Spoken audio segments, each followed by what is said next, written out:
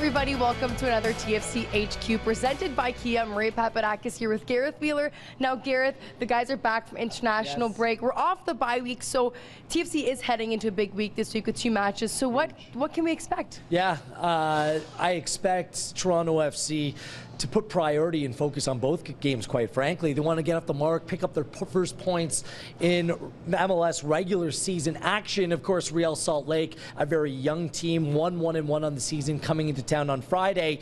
But keeping in mind, and it's a clear priority, it has been for the past couple years now, is success in the CONCACAF Champions League. And that date against Club América at home on Tuesday, it looms large. So I think over the last couple of weeks, the team has been working on the process, tidying things up in the attacking third, maybe playing a little bit quicker, just the little things while players have been away. With players coming back, some players still returning to full fitness, I think you'll see a cautious approach, maybe some good proper team rotation, squad rotation heading into Friday night. But overall, both games in a different way, Maria, are significant to Toronto FC. And for more, let's hear from Coach Greg Vanney and Captain Michael Bradley. Big league game at home tomorrow. Got to get ourselves going with some points in the league, and then quick turnaround for the first leg of a Champions League semifinal. So it's a big stretch and one that we're really looking forward to. Salt Lake, that's our priority. It's obviously another home game and our third in the regular season.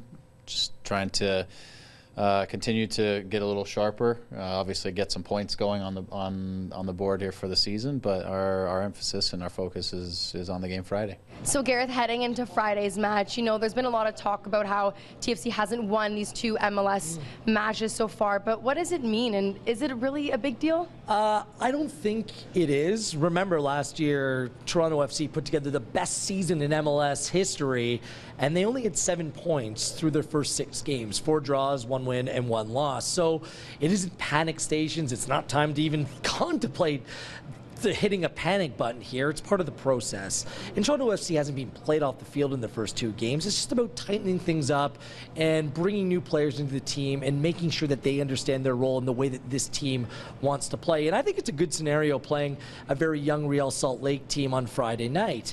It's a group which is buoyed by MLS veterans and Nick Raimondo, the goalkeeper in his 19th season in Major League Soccer. Kyle Beckerman's been in Real Salt Lake for the better part of a decade.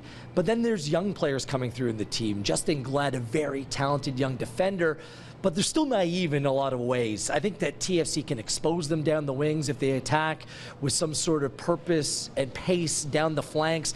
I think they're there to be had.